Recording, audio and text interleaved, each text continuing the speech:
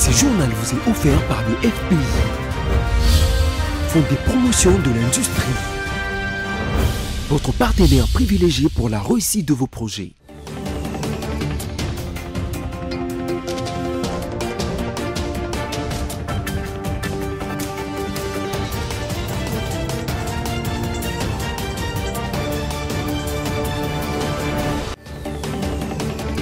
Nouvelle session d'information sur BC Télévision. Madame, monsieur, bonsoir et bienvenue. Tout de suite, le menu.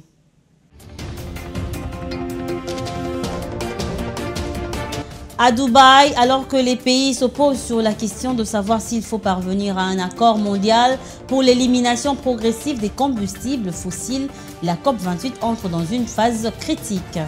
Quelques écoles ont anticipativement fermé leurs portes car elles font partie des centres qui serviront des bureaux de vote lors des élections du 20 décembre prochain.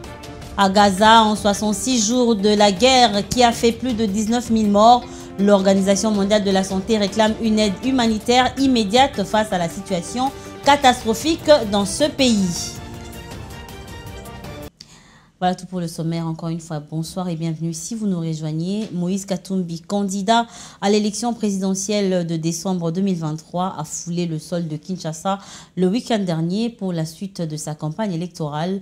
Un accueil chaleureux lui a été réservé par les Kinois qui ne jurent que sur son élection. À cet effet, un meeting a été organisé au terrain Sainte-Thérèse situé dans la commune d'Ndjili pour communier avec la population venue pour l'écouter. Roger Matadi et Orly Kiaz étaient sur place pour le compte de BC Télévision.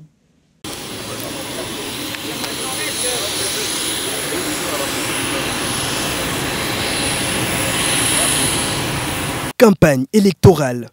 Après son périple à l'intérieur du pays, l'éthique gagnant, le préféré de la population congolaise, Moïse Katumbi Tchapoué, est arrivé dans la journée du samedi 9 décembre 2023 à Kinshasa, la capitale. Accompagné de ses alliés, Moïse Katumbi a été accueilli par une foule immense au tarmac de l'aéroport international d'Ndjili. La foule qui constituait de militants et sympathisants qui l'attendaient depuis la matinée des séjours.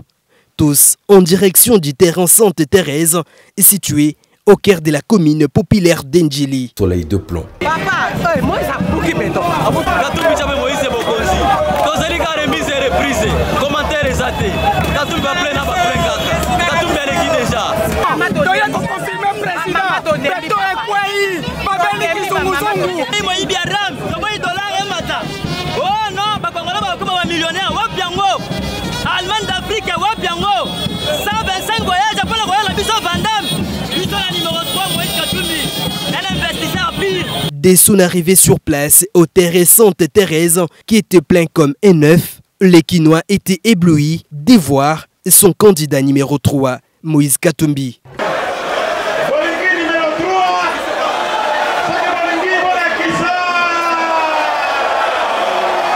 Comme tout bon chrétien, les candidats à la présidentielle numéro 3 a débuté ce meeting avec la prière et une minute de silence en mémoire des chérubins Okende et aux victimes de l'Est de la République démocratique du Congo a été observée.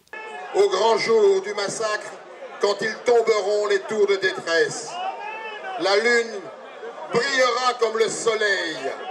Le soleil brillera 7 fois, autant que 7 jours de lumière. Le jour où le Seigneur pansera les plaies de son peuple et guérira ses meurtrissures. Dans son adresse à cette population qui ne jure que pour son élection, Moïse Katumbi, le seul espoir de la population congolaise, souffrant des promesses stériles de ses dirigeants actuels, a touché la corde sensible de ses compatriotes en posant des questions directes sur les quotidiens, notamment le prix des produits de base comme les poissons et farines de manioc ou encore l'accès à l'électricité, interpellant ainsi la foule dans une ambiance festive marquée par le chant de militants scandants. VAR, vidéo, il ne reste que le jeu du hasard.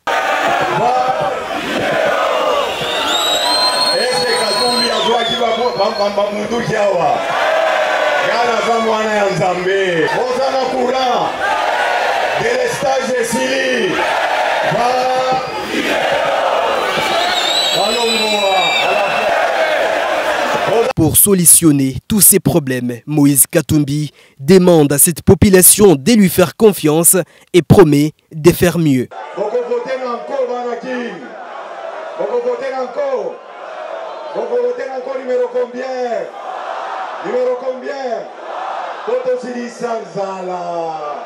Notons que le président d'Ensemble pour la République, Moïse Katumbi, a déjà sillonné à ce stade plus de la moitié du pays, toujours dans le cadre de sa campagne électorale, que le meilleur gagne. Le président du parti Ensemble pour la République, Moïse Katumbi Tchapoué, dénonce son interdiction à aller rendre visite à son conseiller Salomon Idi Kalonda, arrêté depuis plusieurs mois à la prison centrale de Makala, qui est actuellement dans un état de santé détérioré. Il l'a fait savoir dans cet extrait choisi par Yves Mayele que je propose de suivre. Ça fait maintenant 2 fois qu'on me refuse de voir mon conseiller politique à l'hôpital ici à Kinshasa. Il y a de cela 2 mois et demi, j'avais demandé l'autorisation de le voir, on ne m'a pas autorisé. Je suis allé encore aujourd'hui. C'est quelqu'un qui est entre la vie et la mort. C'est vraiment inhumain, c'est de l'acharnement.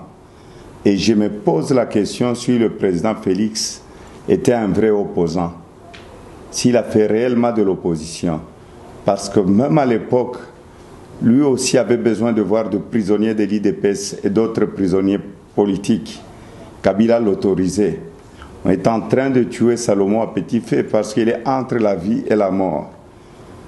Il y a eu un rapport médical avec 2 médecins.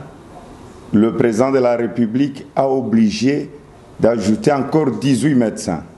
Malgré le rapport de 20 médecins, Salomon est toujours bloqué et il n'y a personne qui peut le voir.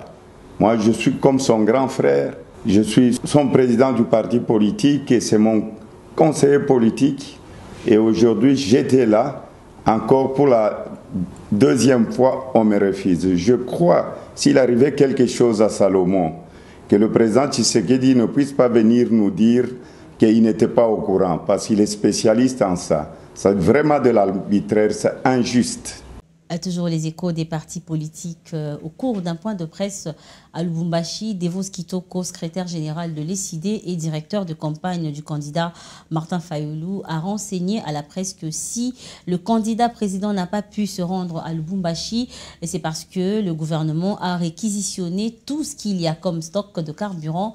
Allons croire, tout approvisionnement en carburant devrait avoir une autorisation préalable de la présidence.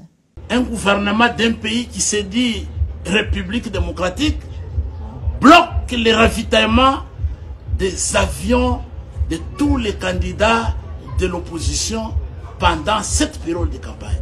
Vous avez vu depuis hier, le docteur Denis Mukwege a publié un communiqué dans lequel il dénonce ces pratiques antidémocratiques.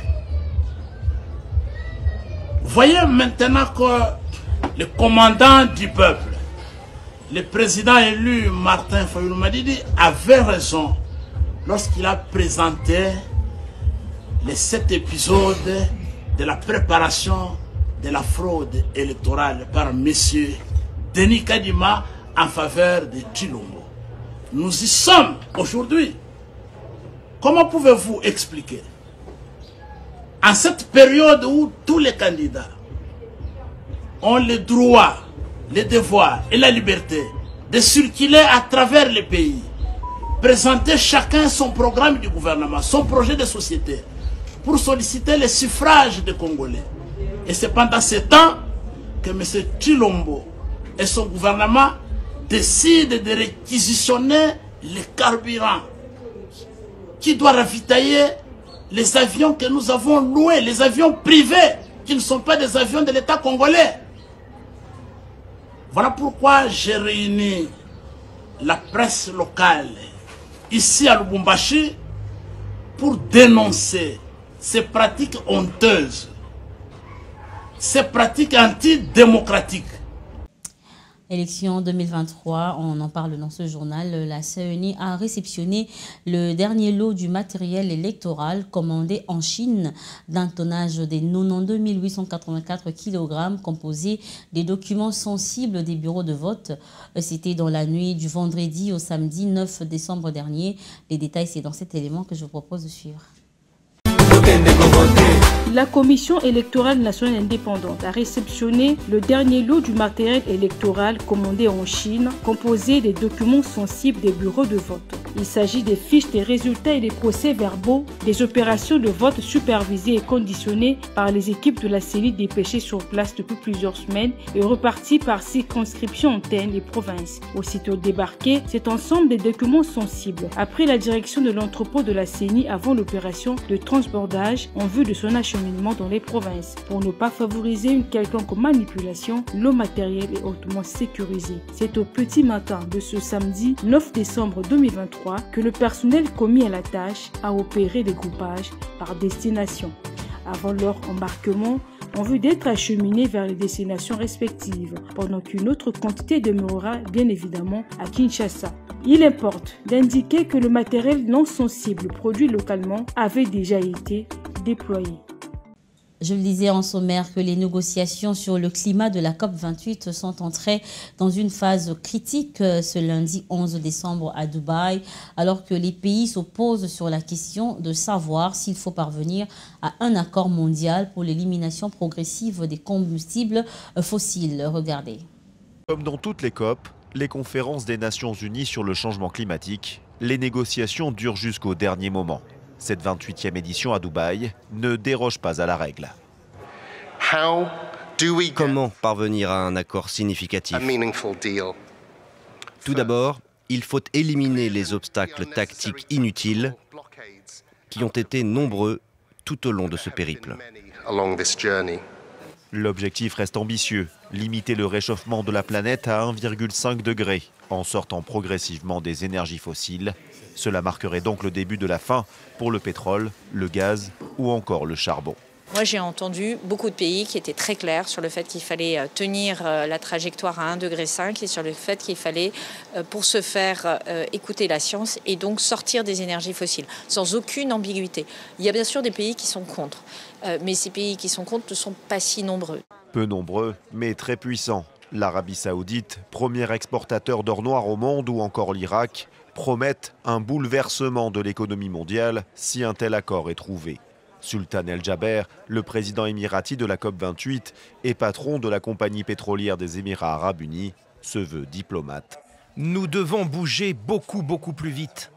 Quand nous avons des problèmes ou des inquiétudes, il faut en parler ouvertement ou que les pays nous les communiquent, de manière équitable, juste et qui inclut tout le monde.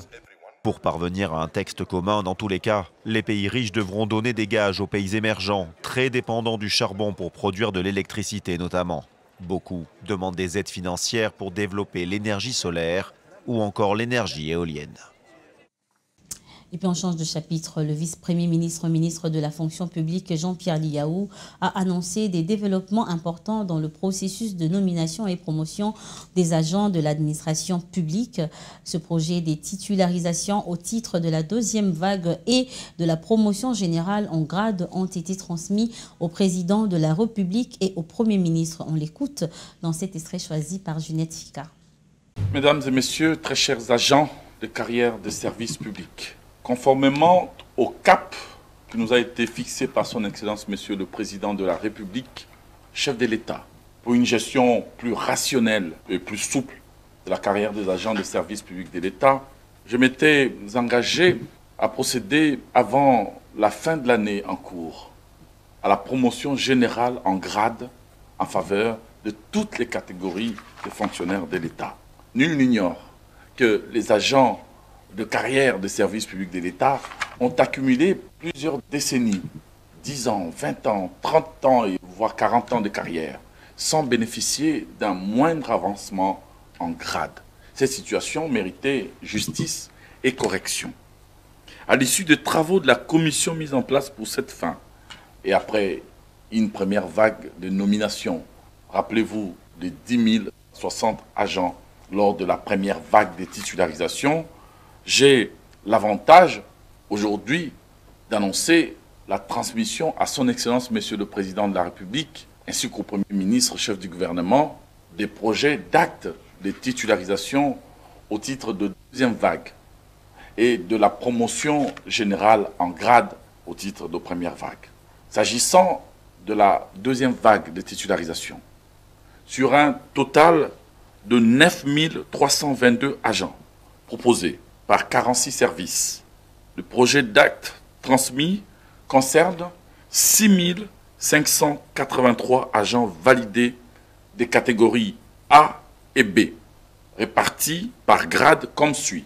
310 directeurs, 1899 chefs de division, 4374 chefs de bureau.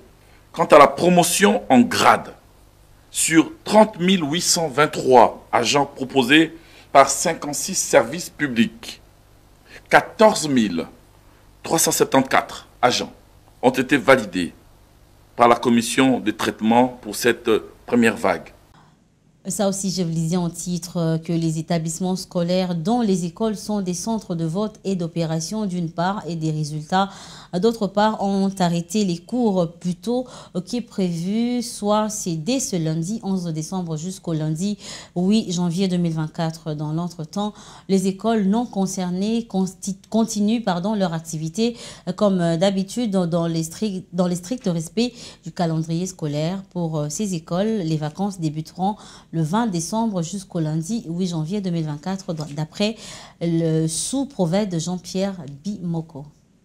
Et on change encore de chapitre pour parler de la foire internationale de Kinshasa qui a ouvert ses portes ce dimanche 10 décembre 2023 à Kinshasa, la capitale congolaise, pour sa 45e édition.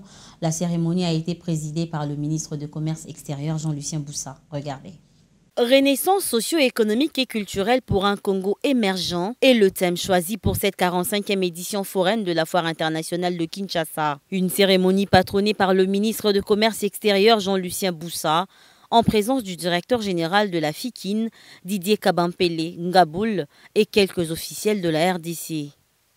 Dans son allocution, Jean-Lucien Boussa témoigne sa reconnaissance aux personnes qui ont accepté de rehausser de leur présence à cette ouverture. L'ensemble des partenaires de cette édition foraine pour leur engagement aux côtés de la FIKIN, car pour commencer, il faut oser. Et pour commencer, il faut commencer. Mon ministère, pour sa part, ne ménagera aucun effort pour faire de cette édition foraine un succès pour une relance réussie des activités de la Foire internationale de Kinshasa. Et nous espérons pouvoir compter sur l'implication de tous, voulais-je dire, pour y arriver. C'est sur cette note d'espoir et de confiance que je déclare, au nom de son Excellence, Monsieur le Président de la République, chef de l'État, officiellement ouverte la 45e édition de la Foire internationale de Kinshasa 2023, qui se tiendra ici, à la place de l'échangeur de l'UMT. Le ministre de Commerce extérieur affirme que cet événement a bénéficié de son attention pour son bon fonctionnement et pour sa rénovation. Pour lui, le thème choisi à cette édition tombe à pic avec la version stratégique énoncée par le chef de l'État, Félix-Antoine Tshisekedi, qui consiste à promouvoir la croissance économique proportionnelle au potentiel économique de la République démocratique du Congo à l'horizon 2030. Cette édition donne l'occasion aux opérateurs économiques du pays de différents secteurs d'activité à nouer des liens d'affaires avec leurs homologues d'autres pays. Pour sa part, le directeur général de la FIKIN, Didier Kabampele Ngaboul, a indiqué que cette 45e édition foraine marque la relance des activités après plusieurs années de léthargie par rapport aux missions statuaires de la FIKIN. D'autres éditions, a-t-il rappelé, étaient à l'origine d'expositions de grandes marques de voitures à l'instar des Mercedes-Benz, Toyota, Volkswagen, ainsi que l'implantation dans le pays des grandes entreprises comme la sidérurgie de Maluku et General Motors. Pour rappel, la FIKIN est restée fermée sans aucune organisation pendant plus ou moins 10 ans.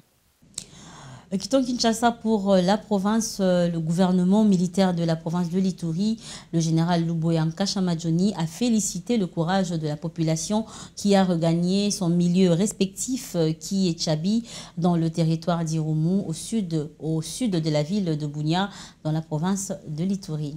En mission d'itinérance sécuritaire à Tchabi, au sud du territoire d'Irumu, situé à plus ou moins 120 km au sud de la ville de Bunia. Les commandants des opérations militaires en Ituri, le lieutenant-général Luboya Shamadjoni, a félicité et salué le courage de la population qui a regagné son milieu respectif. Ensuite, il a exhorté ses frères d'armes policiers de groupes mobiles d'intervention déployés dans cette partie de la province pour protéger la population sans distinction aucune à cette période électorale.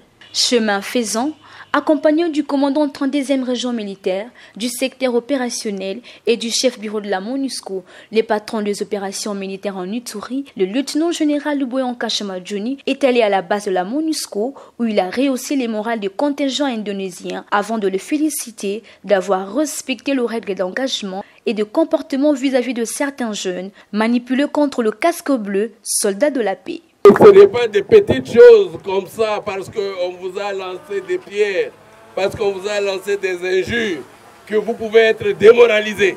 C'est pour dire que nous, les militaires, nous sommes forts. Et cela doit rester dans vos têtes toute votre vie. Parce que les populations, elles sont comme ça. On ne répond pas n'importe comment. Il y a ce qu'on nous apprend comme, on appelle ça, discipline de feu, les principes d'engagement. Et donc, je suis content parce que vous avez observé cela en tant que militaire. Vous n'avez pas engagé les civils parce que vous savez que ce n'est pas l'ennemi. Garuda!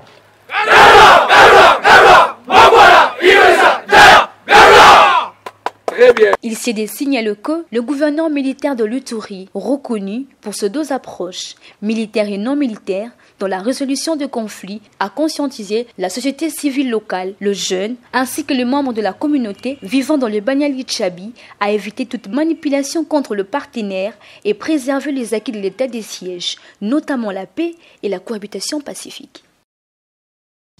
Et en dehors de nos frontières, après l'échec vendredi dernier du Conseil de sécurité de l'ONU à voter un cessez-le-feu humanitaire immédiat en raison du veto américain, l'Assemblée générale devra se réunir ce mardi sur le conflit à Gaza. Les instances internationales réclament en continu de l'aide humanitaire face à la situation catastrophique dans la bande de Gaza.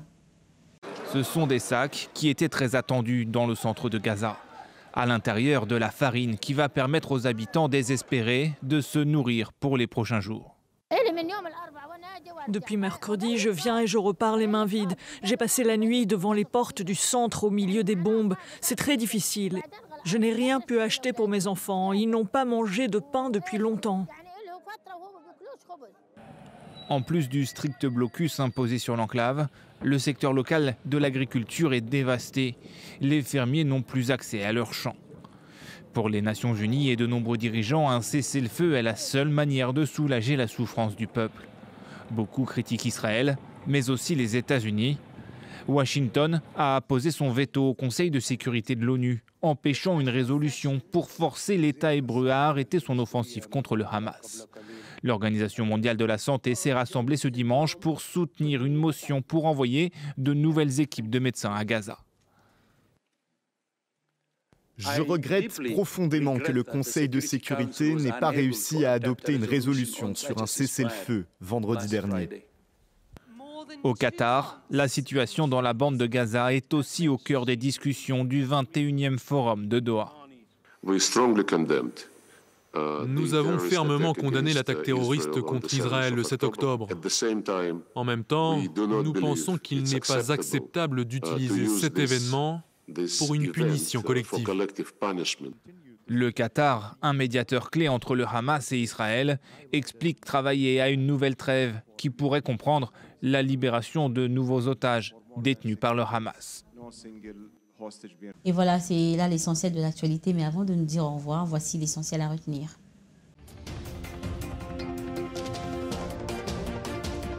À Dubaï, alors que les pays s'opposent sur la question de savoir s'il faut parvenir à un accord mondial pour l'élimination progressive des combustibles fossiles, la COP28 entre dans une phase critique. Et quelques écoles ont anticipativement fermé leurs portes car elles font partie des centres qui serviront des bureaux de vote lors des élections du 20 décembre prochain. Et enfin à Gaza, en 66 jours de la guerre qui a fait plus de 19 000 morts, l'OMS réclame une aide humanitaire immédiate face à la situation catastrophique dans ce pays.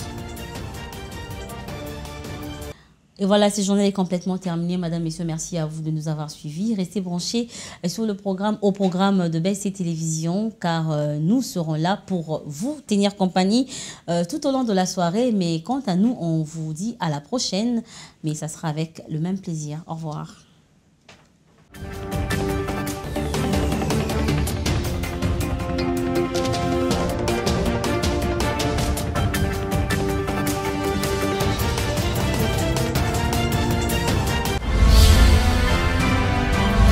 Ce journal vous a été offert par le FPI, Fonds de promotion de l'industrie, votre partenaire privilégié pour la réussite de vos projets.